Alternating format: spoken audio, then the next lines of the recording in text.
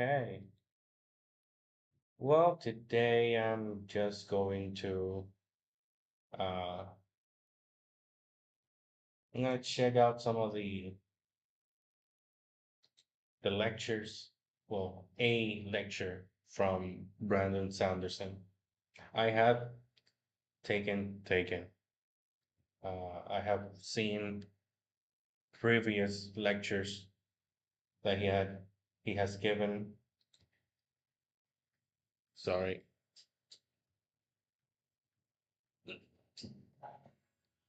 alarm to start the stream. Uh, what was I saying? Oh yeah, I have seen some of the lectures that he has given before, and I know that this was this year, right? 7 months ago, yeah. So I wanted to check this out for a while, so that's what I'm gonna do tonight. Check this out. I don't know if I'm gonna watch it completely, but then I'm gonna try to write uh, something. But yeah, I'm gonna watch the video, take some notes, study a bit, and then uh, write a little bit, perhaps.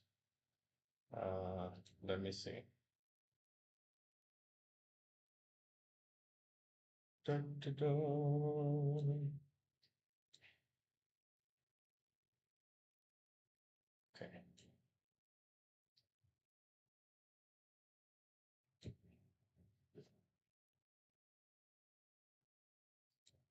I'm checking the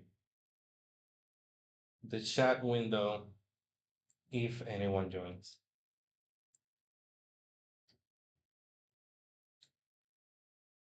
so that I can be aware if somebody sends a message. Okay, well, without further ado, let's begin. Surprised you.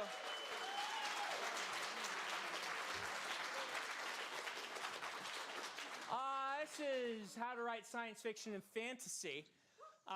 If you're not here for science fiction and fantasy, well, you can stay. We'll convert you. We love having you here. So, what this class is Brandon lectures at you for approximately an hour and a half, I believe. And we started this up with it being kind of a normal 218 class, how to write science fiction and fantasy. The class burgeoned. It grew as my notoriety grew to eventually the point that people were packing in and we had to move to a lecture hall. Hey, how you doing? I'm doing all right. What? So these Okay. days, it really is, and this is how I run it, a lecture series. Now, after this, there is the second class. I should have my 15, 16 this year people here who are in that class. That's the by application one only. We'll figure out what we're doing with you afterward. And the rest of you, you're welcome to apply for that class. That one's by application only. And we do it every year after this class. So what are we going to do in this class? Well, I am going to come every week, and I am going to turn on a fire hose of information, right? And I'm going to blast you with this fire hose of information, and you're going to try to drink some of it, and that which you can't drink, you can hopefully come back and get on the videos that we are posting this year on YouTube. So you're being recorded. Not much of you. Only your laughter and maybe the backs of some of your heads. That's why we're in this new, fancier room. Oh, your faces are on the camera too. You should have had to sign a thing that says, we're going to make you internet famous, Nate. By the way, who here took the class last year? Those who were here last year, Nate finished a book.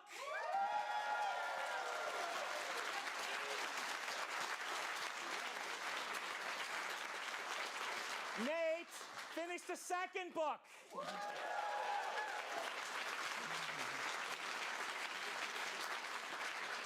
He's actually finished 3, which means he's 1 off from running a Kickstarter. Joking. I might make some of you so. Anyway, last year he had expressed that he had trouble, as many authors do, getting really into a project, starting to write, and then losing momentum and revising the same chapter over and over again and never finishing anything. Am I paraphrasing it right, Nate? And so I started checking up on him every week and embarrassing him in front of class, and he was a very good sport. So I'm happy to see you back, and congratulations. Well done. Hey, you're back too, aren't you? Yeah, good to see you. Some of you I recognize. Some of you, do I recognize you? Yeah. People take the class so often. You guys intimidate. Hey, they're all up here. Hey, I recognize them. That's Scar. He doesn't recognize me because I take it online. I totally know your name. Elle, that's right, Elle. I told you I was going to remember your name. I promised I would at some point. Yeah, welcome, Elle. You told me that last time, too. I spelled it differently, though. No, it's E-L? E-L, not just the letter. Okay. Well, welcome, Elle. Good to see you again. We will have lots of people running around doing video recordings. Ignore them. Pretend they're not here. What do we got? Well, because we're getting recorded this year, I'm going to try to do better to write on the board what we're going to talk about each week and then actually keep to it. We'll see how much I deviate from that with various tangents, which I do love and enjoy. But we are going to approach this class from a sort of, we'll talk about this later, a nuts and bolts approach. This shouldn't hopefully ruin your artistic expression. In fact, it should help elevate it. We'll talk about that. We are going to spend 2 weeks each on plot, setting, character, and the business of writing. All right? Those are kind of our core ideas that we'll cover. I'm usually gone at least 1 week, and I bring in guest lecturers. In the past, guest lecturers have been people to focus on short story writing or on indie publishing. And I'll try to get somebody like that who can cover a realm of publishing that from a place of more expertise, right? Because on one metric, I'm the most successful indie published author ever. I want to put it like Faster, because the purpose is not for you to watch it without actually watching the real video. It's for me to take notes. But that metric was trading on my already established, traditionally published name. I usually, we'll see what happens that week. So that'll cover 9 of our weeks. Several of our other weeks will be Q&A sessions. Usually what I like to do is I like to have 2 weeks on, say, plot, and then a Q&A on plot. 2 weeks on setting, then a Q&A on setting, 2 weeks on character, Q&A, 2 weeks on business, Q&A, right? And that should basically cover the class. In there somewhere, I do tend to try to squeeze in mini lectures on revision and a mini lecture on prose. So we'll see what we can do with those sorts of things. But let's talk about the beginning idea, my philosophy for this class. What is my philosophy for teaching and for teaching writing in particular? Because writing is kind of hard to teach. Not to make my job sound more cool, because it's kind of hard to teach because you will learn more than I can teach you in this class. Hey, how you doing? By writing your first book, than myself or any person can possibly teach you, right? Writing as an art requires work and effort. Everything requires work and effort, but the thing about a lot of artistic pursuits like this is you need to start exploring with your style. Hey, you're back too. Good to see you. Exploring with your style, seeing how it goes, trying new things, revising, trying different things. And as you explore writing, you will get better and better, and you will know how to use the tools that people like myself give you. You will also know which tools to ignore. Because one of the key philosophies I have is writing advice is only as good as its ability to help you individually. You will get bad advice for you. You will get bad advice for you from me in this class. Okay? I try hard not to give you too much of that, but the thing is, writing is so individual that what works for some writers doesn't work for others. For example, the one I often use because it hit me when I was young and I was working. I was reading a book by Orson Scott Card where he talked about writing, and in it he talked a lot about how important an outline was to his writing, and without it, his writing would become a disaster. I then later read an essay by Stephen King, may have even been on Writing, his famous writing book, where he talks about how an outline is the great destroyer of stories. And if you have an outline for your story, it's going to ruin your story. And these are polar opposites, right?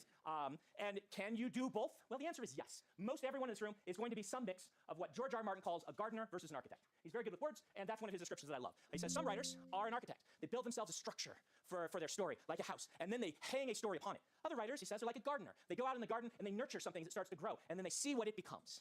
What's going You on might have with heard the term this? pantsing for writing. People use that. The truth is that most writers are somewhere in between those two extremes, but you won't know where you are. And indeed, what a given project requires until you try both of them and make your own Frankenstein monster of a style and a process out of the things that everyone tells you and what you discover on your own, and that monster will grow and change through your career, and you will do different things. So why That is so true because I have tried to use like the structures of plot that you see online or in books, like the hero's journey, parallel, uh, just a different plot structures, and I begin to use it, and it's like this doesn't fit really the story that I'm trying to write. Like if I fill it up, it will technically complete the plot, but it will not develop the story as I wanted it to be. So I try to keep it in mind, but I also just try to write it myself without a plot structure. Like I know what's the beginning, what's the end. I know the things that happen in the middle. I know I have to connect those things. Uh, but to follow a proper structure is kind of difficult for me. I tend to simply develop the story in my mind and then connect it, right? Just the key scenes that I want, I make them like concrete. These are the things that I want in this book, right? And then I write the connections. It's not following a proper plot structure, but it's not like it's not the what was the other one, the Garner. It's not like I start writing and I just keep writing without knowing what's after or at the end. I already know the ending. I already know the middle. I already know the beginning. But it's writing those connections that is the problem for me. Why am I sometimes going to give you bad advice? Well, it's because it works for 90% of authors, but you're the 10%. Or it might be the advice that is good for you 20 years from now when you've changed as an author and you're like, hey, I remember that thing, let's try that. But right now it could be destructive. Our philosophy, my philosophy, is to treat you like a chef and not a cook. Those who've been in this class before know I love this metaphor. What does this metaphor mean? Well, in my definitions, a chef is someone like me when it comes to baking who can follow a recipe. And if I follow that recipe, usually I'll get what I'm trying to make. And it usually tastes something like what I'm trying to make. The problem is, if something goes wrong, I have no idea why it went wrong and what I could have done to change it. I have no idea what temperature does to baking, only that on this page it says bake it at 325, and if I do that, it usually turns out. I don't know the difference between baking soda and baking powder, except on the page it says use one and not the other, and if you mix them up, it's bad, right? That is what I will term a cook. What is a chef? Chef is a person who can tell you, well, when you add this ingredient, it does this. A chef is a person who can taste something and be like, oh, this is what went wrong. Let's try it this way next time and see if it improves it. A chef is someone who can take the various styles of baking that different people use and apply them to their own process and create new things, not from a recipe, but that use the knowledge of previous recipes to create masterful new works. I want you to be a chef when it comes to writing. I want you to learn all the tools and processes. I want you to try them. I want you to work with them. And as you do, learn how to create the effect you want to have with your stories as you write and finish them, rather than the effect other people say you should have. Your goals can be your own. And I'm slightly out of order here because let's talk about being a pro versus being a non-pro writer. It is okay, in fact, it is wonderful to be a non-professional writer. You can be in this class for any reason. You could have wandered in accidentally, seen that there were people here, and taken a seat. You weirdo. Right? You're welcome. You're welcome here. You can be here because you're like, that Sanderson guy, maybe if I take his class, I'll get a book signed. You shouldn't be doing that, but I'll make you learn anyway. And so it's good for you. You might be here because you're like, well, I need to have a certain number of writing credits, and this is the class that's in the evening that I can take. You might be here because you want to be a better GM. You might be here because you just love the process. Or you might be here, as the majority of you probably are, is because you're like, maybe I could become a professional science fiction fantasy writer. Those are all valid reasons to be here. I would guess the The balance, the most common is those who want to be a pro and those who would like to learn to write a good book now and then as a hobby. Those are my most common students. Wonderful. I think writing is good for you. And one of the things you're going to have to confront when you're writing stories and you tell people about it, they're going to ask you a question. Have you been asked this question? What is it? Are you published? What are you going to do with this? How soon till you can take me out to dinner with the money you make from your books? Right? We live in a society that likes to approach things from a utilitarian eye. There are advantages to that, right? There are advantages to my mother, when I was 16, discovering that I wanted to be a writer and saying, that's nice, dear. You should be a doctor. And I'm like, but doctor, she's like, doctors have a lot of free time. You know how doctors are always golfing, right? Well, you could be a doctor who writes fantasy novels instead of golfing and also feeds your family. She really wanted a doctor, and she got none out of her 4 children. Yeah, no. Well, that is very, that hits home because I have always, let's see if it's always middle school, if the love for reading and writing started in middle school and I'm in my 30s, can I say always? I think I should be able to say I have always wanted to write a book. But yeah, I have been wanting to write a book since I was in middle school, and I decided to become an engineer instead. And I spent a lot of years in engineering school, and I have been an engineer for over 7 years. And I have not written a single book. And here I am on my free time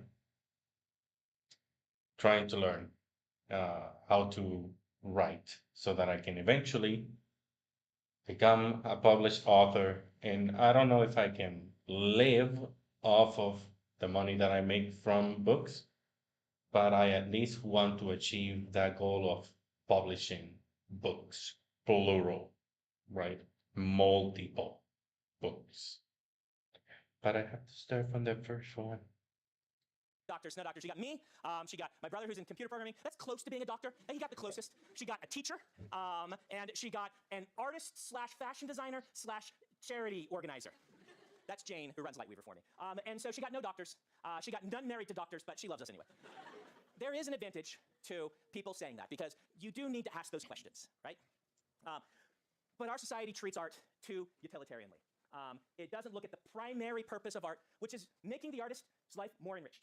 It's sincerely what I believe the primary purpose is. It is to make your life better by creating something.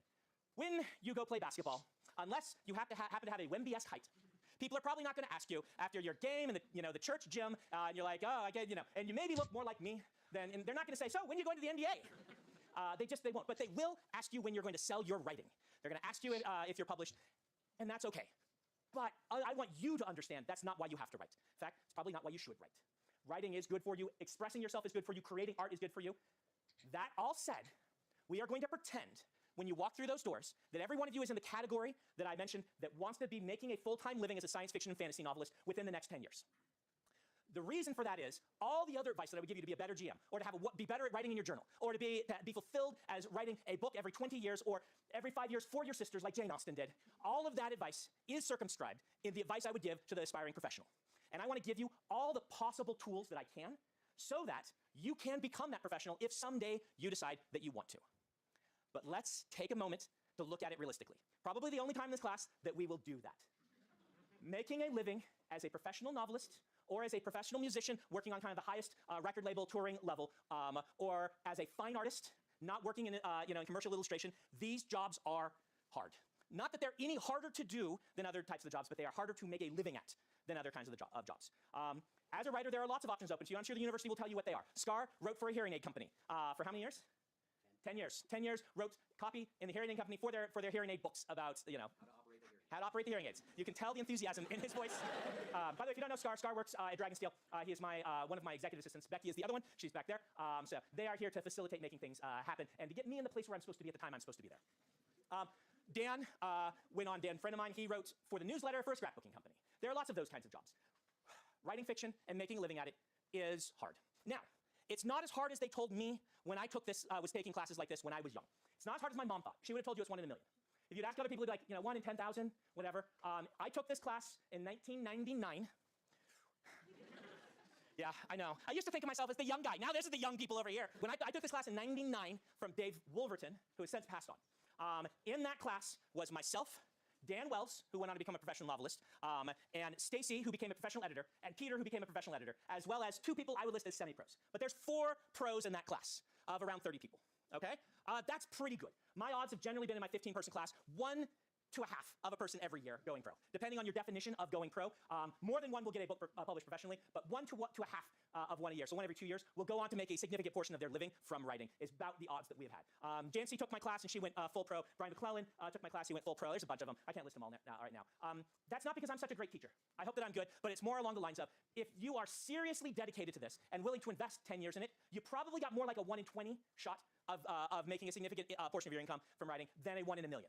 Now that does not count the fact that a lot of people are going to give up before then, so it's probably less than better than 1 in 20, but you know, that's better odds than people pretend, right?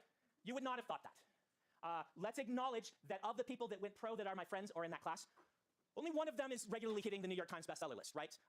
But you can make a living without doing that or significantly contribute to your income. That said, if you went and took a class in the computer science department and the professor got up and said, I think maybe 1 in 20 of you can actually make some of your living at this, maybe 1 in 50 fully on-professional are going to be able to, you would leave, right? You would be like, I am going to chemical engineering. Oh, the chemical engineering. They have a 90-something% placement rate, right? Do you guys know what it is? It used to be the highest at BYU, which is why I use that one as a joke. Are you chemical engineers? My freshman roommate was a chemical engineer. If you've ever read the Mistborn books, Captain Conrad is based off of Tom Conrad, good friend of mine still. He went on to work for Intel. He is a glorified sewage treatment plant engineer, right? Because he cleans their water for Intel. That's his job. He loves cleaning water. He gets the dirty water, and he figures out how to separate all the stuff out that you can sell for money, and then make the rest of the stuff non-toxic so you can then dispose of it, or purify it so that it can be used elsewhere. That's Tom's job. He's very good at it. But it's good to bring up chemical engineering because when I was in school, in this class, taking this class, Tom was getting put through the ringer. You people, I'm so sorry. He would come back and be like, I got a 61 on my test. And I'd be like, oh, you know, I'm in the arts, right? Like, we don't look at those numbers. And he's like, oh no, I was second highest in the class. Yeah, we talked about sonnets and shared our feelings and all got A's.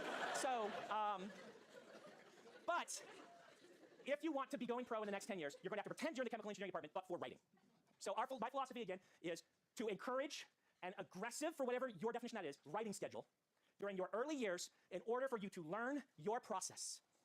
Your job as a writer right now, if you had not finished at least 3 novels, I'm just pulling that out of the air, it could be, but let's just go with that. If you haven't finished at least 3, maybe if you haven't finished 5. I sold my 6th, Dan sold his 6th, you sold your 7th, right? If you haven't done, that many, that's not where you are. Your job is not to sell books, even if you want to be a professional. Your job is to write enough books to learn your process and what works for you. And this is where the bad advice comes in.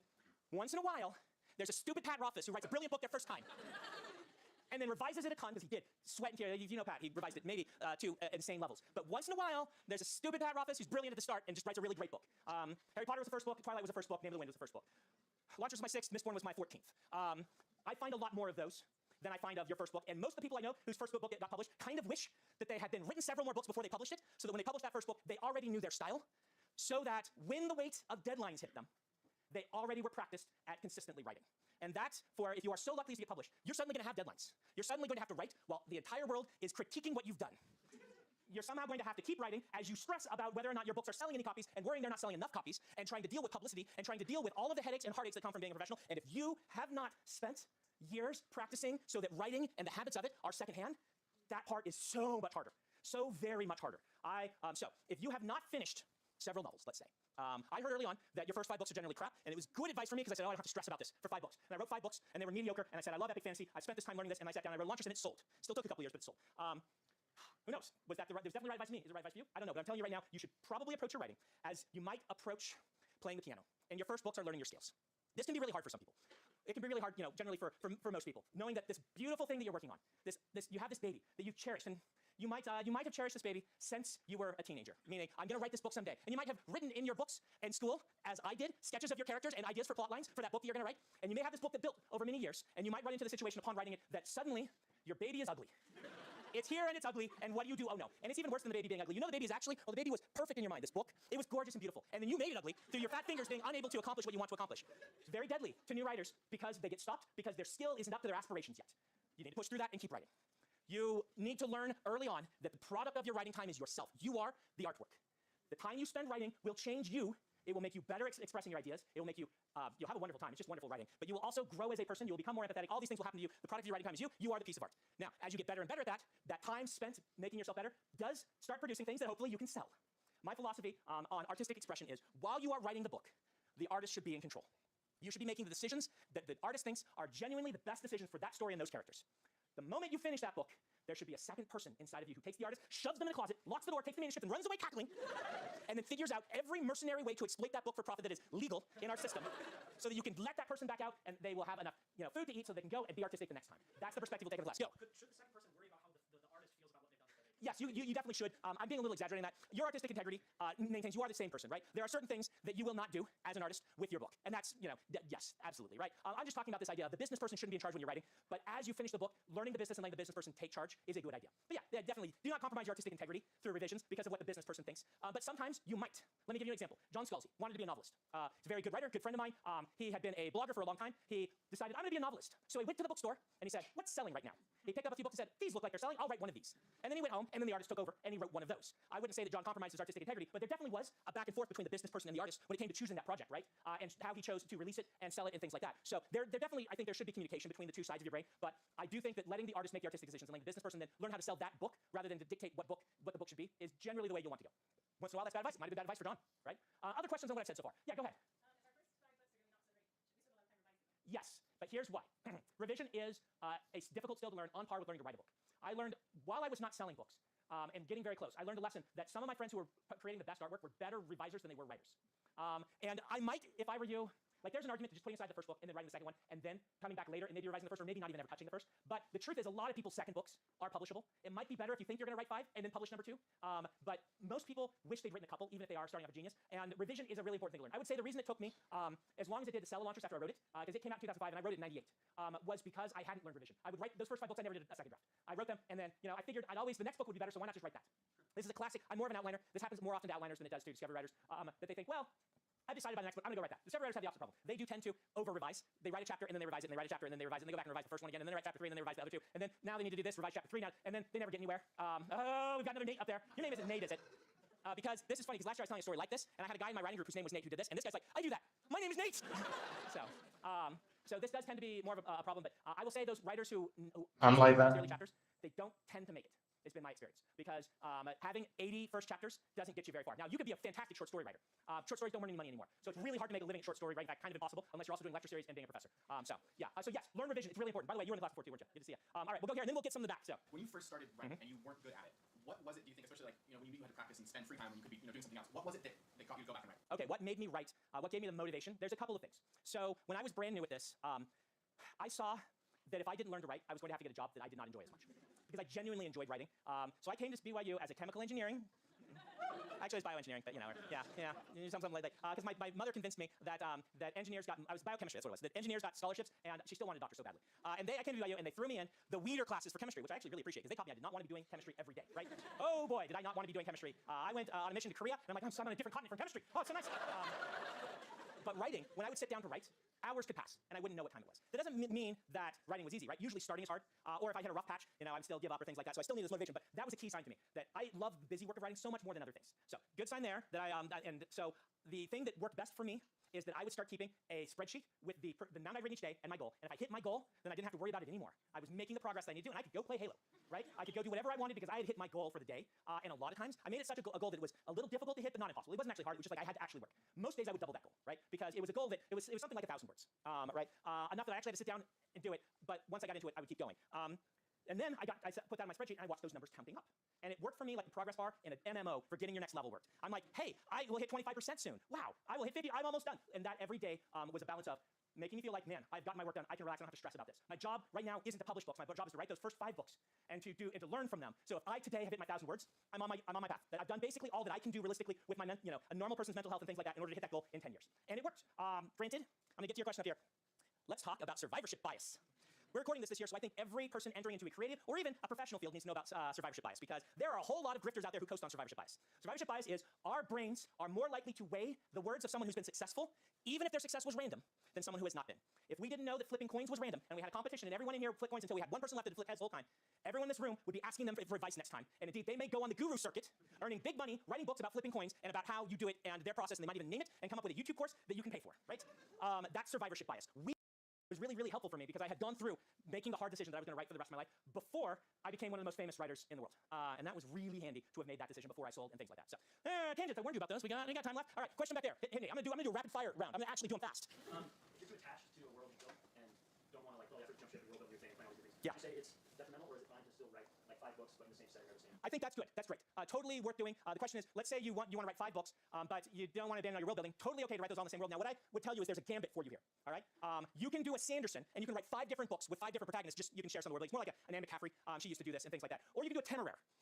Temeraire, she wrote 4 of those, I think, maybe 3, 4, straight in a series. Those were her, she just wrote those books without selling any of them. Now, why this is a gambit is you cannot send book 2 of a series to an editor or sell it to indie publishing until you, like they reject book 1, you can't send them book 2. But if they're in the same world, you can. But if it's a sequel, you can. She put all her eggs in the same basket, but then when Temeraire sold, the publishers knew they had gold on their hands because they had 3 finished books and maybe a 4th. So they put just an enormous marketing campaign behind that. You won't understand how big a deal this is because you're all young, but some of you will who are not, quite so young. Her cover blurbs on her first 3 books were Stephen King, Anne McCaffrey, and Terry Brooks.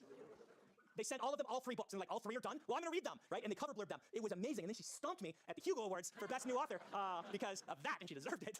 So anyway, there's your gambit. Writing all in the same world, but not direct sequels is kind of the best of both. So if that appeals to you, totally do that. That's what Rachel did. It worked for her. So I was wondering, like, if you have a world that you're like incredibly proud of and you've been working on for like years, how do you escape like the fact of like having using the first like 4 or 5 books to like throw away those so you can get to the 6th one? Okay, so you've got a world you've been working on. You're so excited by. You don't want to throw it away because it's your baby. You got a couple of options. Number 1 is write that first book, get it out of your system. Know that you're probably just going to then come back and write it better. Okay, that's the one I kind of recommend. That Way of King's Prime didn't sell. There was stuff wrong with it. Years later, when I had more experience, I just wrote it from scratch. And kind of having a book that was a rough draft of the book I wanted to write, where I could see all the flaws with my now experience and write a much better version. I didn't revise it. I just started on page 1. But it was almost like I had an outline that was the wrong version of the book. Was really handy. And it is part of why Way of Kings is so strong as a series, is because I know stuff about that world I don't know about others because I wrote a whole book that I threw away, right? So that's what you do. But another thing people do is ideas are cheap. This is what you'll learn as a writer. The ability to take ideas and make them great. And you're gonna be my last question, so I'll get to you. The ability to take ideas and make them great is what people are looking for. 2 stories for you, maybe 1. We'll see how much time I have. There is a writer who he was hanging out on some forums, and he was arguing with some people, and he took this stance. He's a new writer, unpublished, and he said, I think ideas are cheap. And the other person's like, no. Ideas are what makes science fiction fantasy. If you don't have good ideas, then you got nothing. And the first writer's like, I tell you what, give me your 3 worst ideas. Or your 2 worst ideas. It was 2, I think. I asked him this at dinner, and it's true. So I'd heard it apocryphally before. He confirmed it to me. You can ask him in person. So give me your 2 worst ideas. They said, all right, Pokemon meets the Lost Roman Legion. And Jim Butcher took that and he wrote a book series called Coastal Era. I heard it over here. They're fantastic. In the hands of a great writer, great being someone who's practiced a bunch, you can take basically any idea and you can make gold from it. A writer with good ideas but not the skill, it's like playing piano. That's my other thing. We mentioned playing piano. The other story is if we had someone come up here who had been practicing piano for a few months and someone who had been practicing for 20 years, how long do you think it would take you to tell which is which? Very short amount of time, right? It's the same thing in writing. Editors, readers, they can tell if you put that time into it. So ideas are cheap. Find some idea that just, a writing prompt. Mash it together with another idea and add the plot line of a film that you love that's in a different genre. And just write that book, right? You'll be like, I'm gonna write The Godfather. I love The Godfather, except it's mice. And, the magic system is magic cheese, right?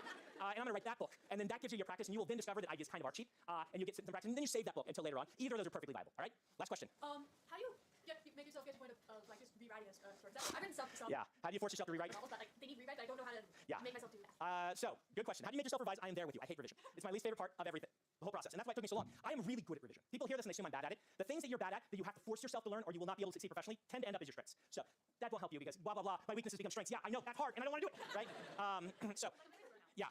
So, you need to, helpful for this is learning your, whether you respond to carrots or sticks or something else. What makes you consistently do the things you want to have done, right? There's probably other things in your life you want to have done that you were able to get yourself to do, whether it's get up in the morning, whether it's go to the gym, whether it's read scriptures, whatever it is, what do you have that you have built a habit out of already? And number 1, what made you do that? And number 2, can you bundle your habits? If there's something you already do every day, you're like, every day I go and I get my favorite dirty cola from the random dirty cola place that also sells cookies, because why not all the diabetes in one place?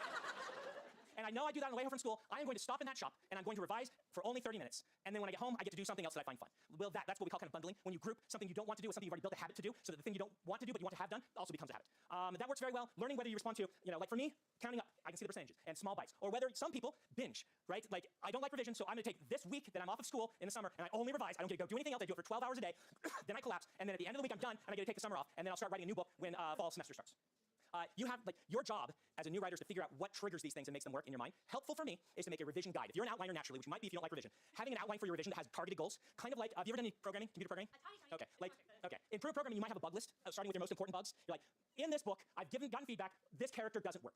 Here's a plan for fixing the character. It's my most important thing. The main goal in this revision is to fix that character. If I have room in my brain for a second goal, here's the second most important thing. And I'm going to find 3 places to foreshadow this or to add a scene that fixes this problem. And then you do a revision, checking things off that list so you feel like you're making accomplishments and you're basically killing bugs in your bug report. That does tend to work for some people as well, particularly if they are naturally an outliner having an outline. But to do that, you need to get feedback. And to get feedback, we're going to talk about writing groups. Segue! Welcome. Segue, by the way, I used to think that you spelled that S-E-G-U-E, anyone else have that? Was short for segue. And there was actually a word that was that plus way that was segue, and the shortened version was seg. And you just say seg, or people would just write it, right? Yeah, anyone else have this? Like, why does that word say segue? French. Oh, you Normans. Okay. Yeah. I guess it's more of just telling people what he is going to do in the class per se, instead of an actual lesson. So it's fine. Du-du-du-du-du. Okay. Well,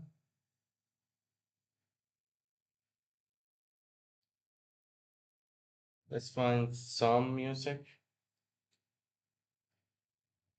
Copyright free background music. Boom, boom, boom. Uh,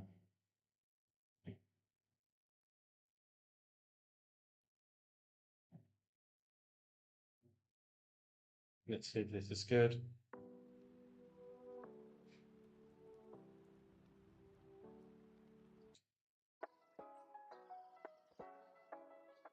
I guess.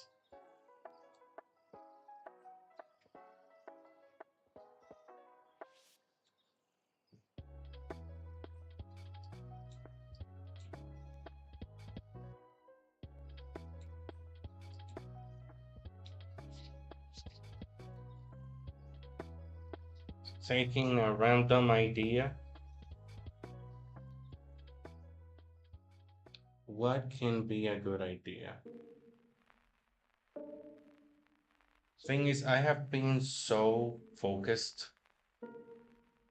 on the main story, like the 2 main stories, the epic fantasy series and then a lit RPG. And I guess, like he said, since it's going to be crap, it's gonna be bad. The first couple of books that I write, I should start with not day 1, or maybe, I don't know.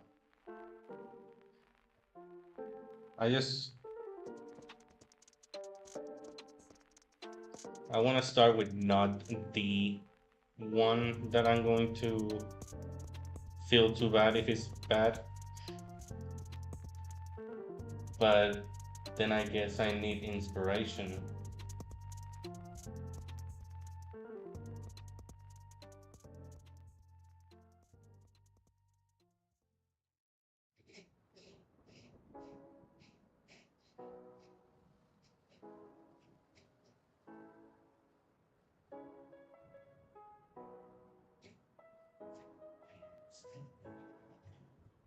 Sometimes I go to Pinterest and that gives me inspiration for stuff.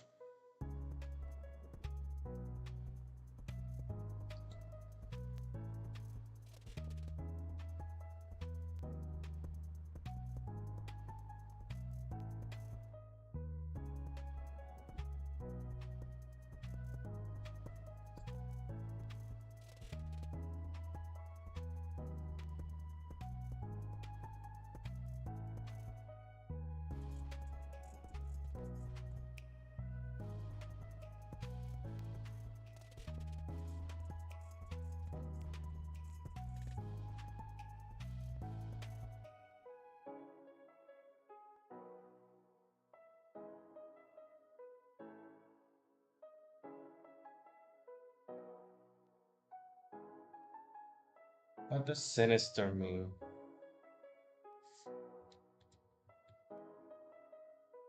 Giving the impression that something harmful or evil is happening or will happen. Okay.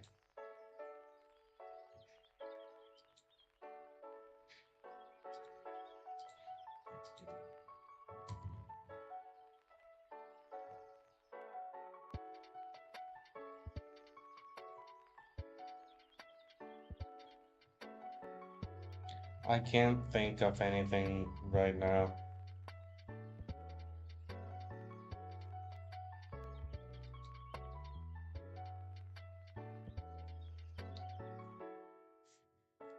So I guess I'll use the one that I think is not my baby. The lit RPG idea, which I haven't really developed much. I have an idea, but not really anything concrete.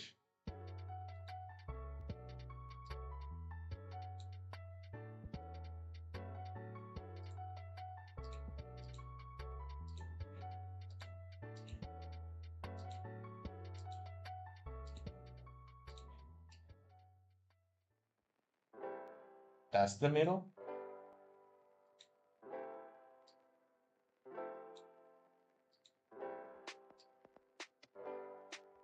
Okay.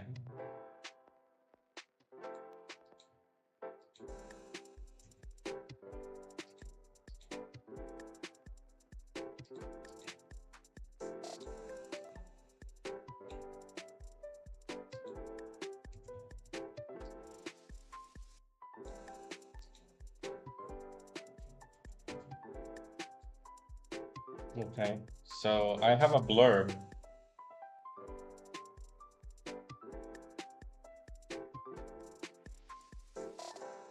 Let's see if I can put the blurb in here.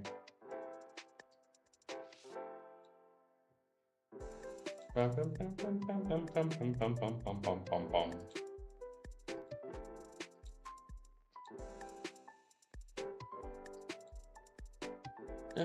dun, dun, dun, dun, dun, dun, dun, dun.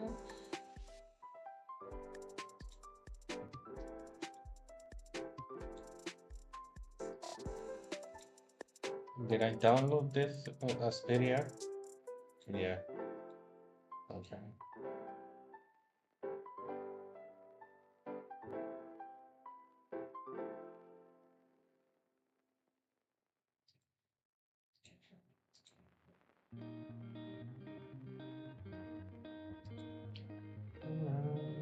Dun, dun, dun.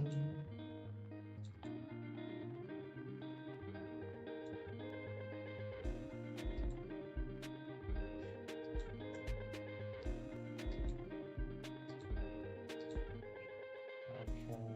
Yes. Crop this.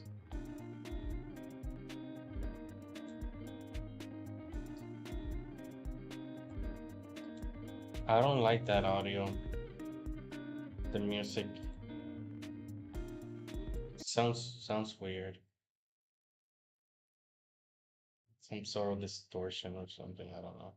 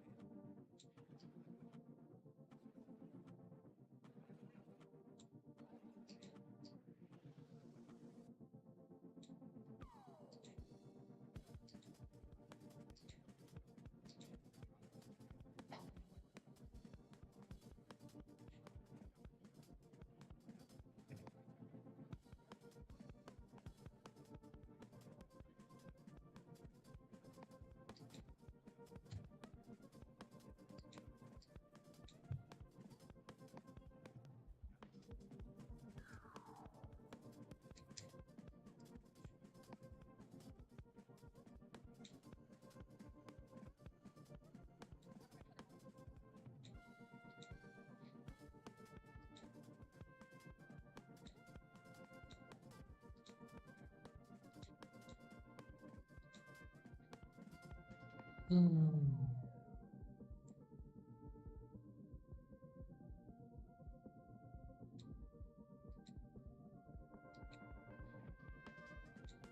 I have something.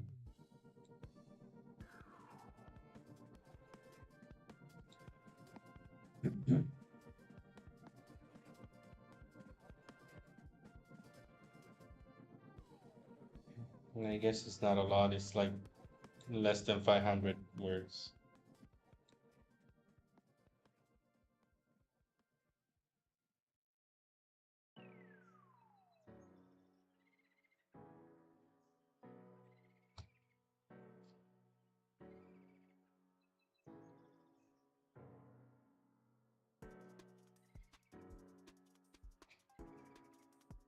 I need to write something today.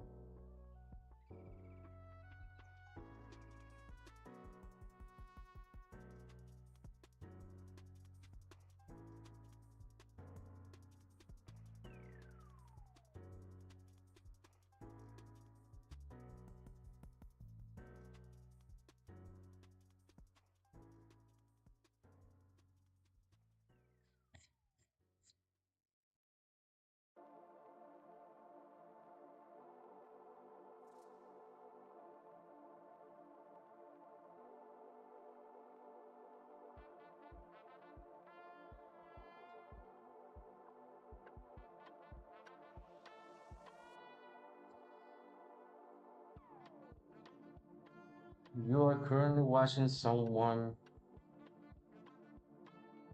blocked. I don't know what to write.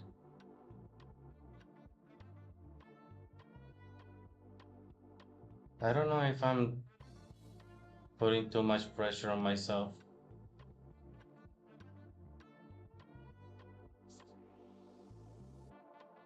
Whatever.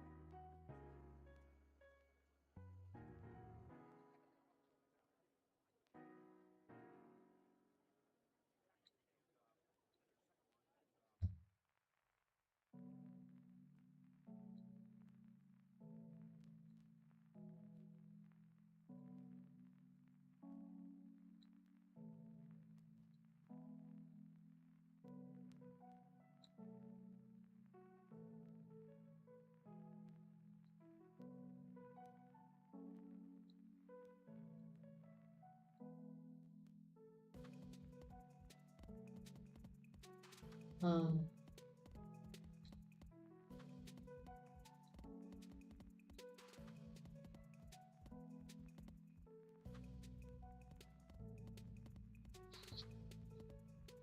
How would this look in the actual size of a book page? Book page size on Word.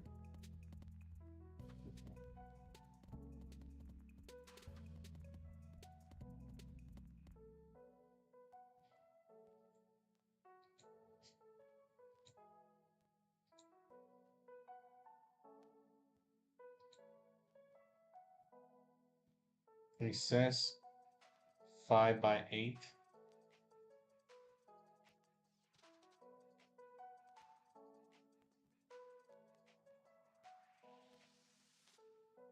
5 by 8. But it says set margins. Margins, okay.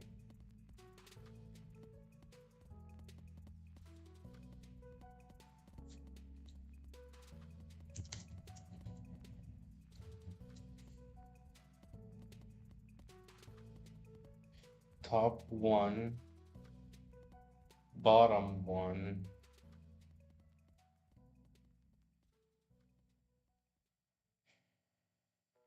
Okay. Inside gutter.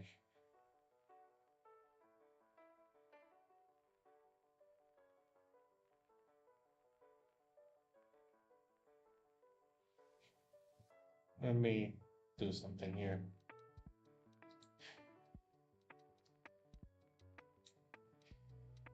Let's see if I can.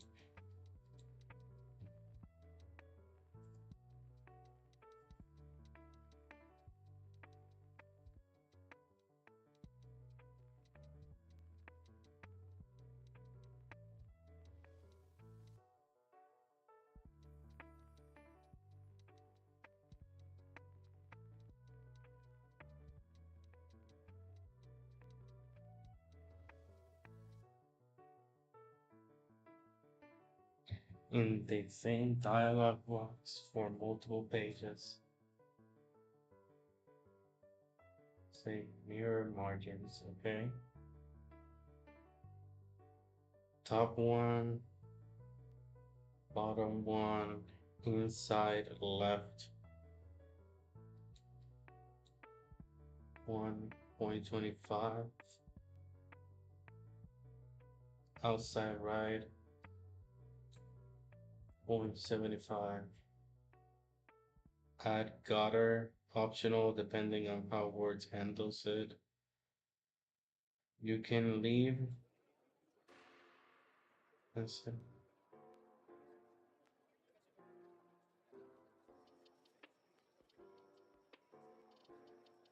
Instead of bumping the inside margin, you can leave. Okay,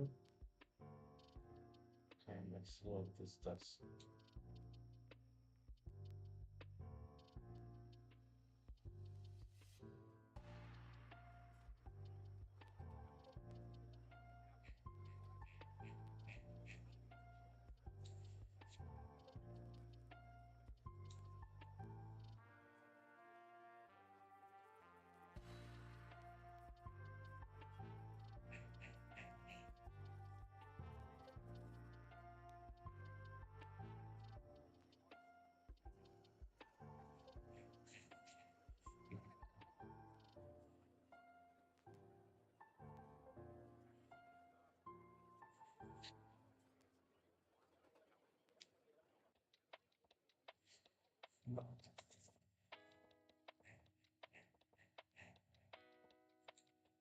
Okay,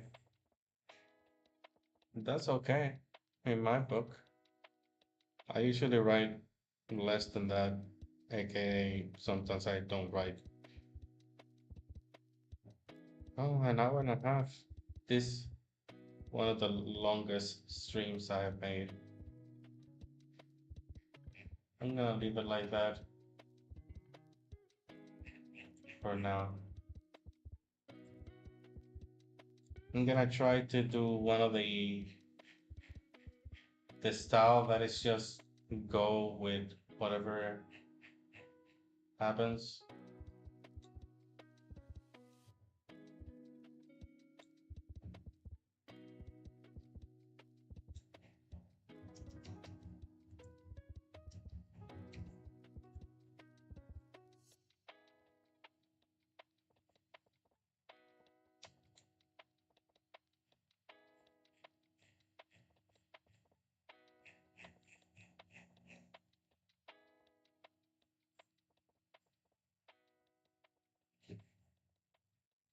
Okay.